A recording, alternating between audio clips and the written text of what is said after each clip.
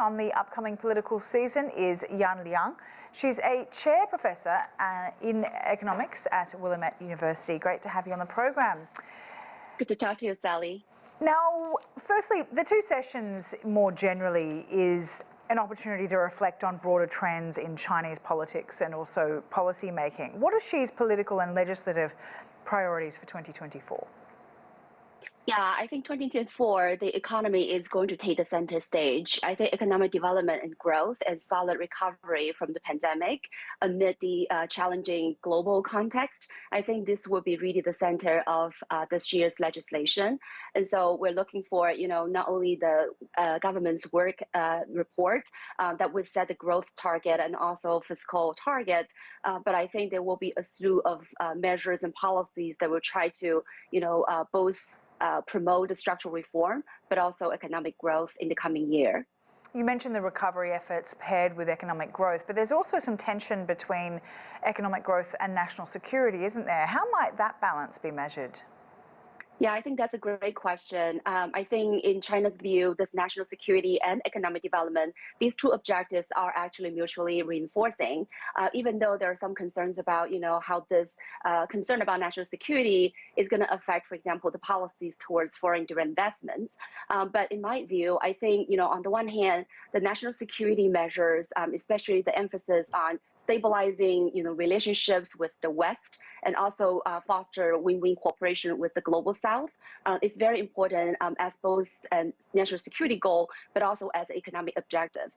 And at the same time, I think, as China project power in the global stage and try to play a lead role in the global affairs, it is very important that it can continue to develop its economy to strengthen its economic power. So I do see that these two objectives are mutually reinforcing. So foreign policy-wise, how is that measured with its economic values when it comes to relations for China-US relations and also cross-strait relations?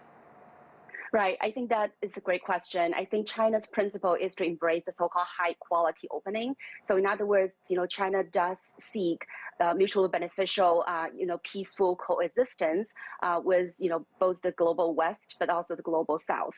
So in other words, I think, this economic connections, this mutually beneficial economic partnership is very important. And everything else, I think it's important to have mutual consultation, with equal footing, with mutual respect. So I think that would be really the principle on China's part. And of course, there are absolutely, red lines that China has been warning for any countries, not to cross.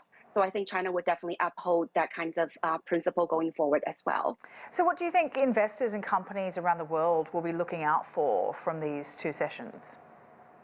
Right. I think people are definitely looking forward to, more clear and maybe bold policy stimulus and also policy, measures. For example, this high quality opening means that China is going to open market assets and broaden the market assets in some, areas like healthcare, telecommunications, and financial services.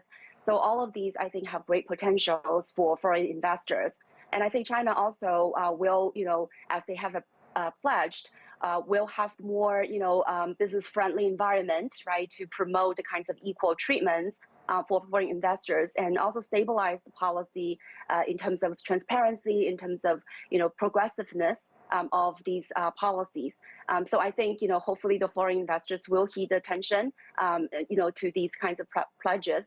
And of course, there will be concrete steps that will be taken to really, welcome foreign investors, especially in terms of technological advanced firms.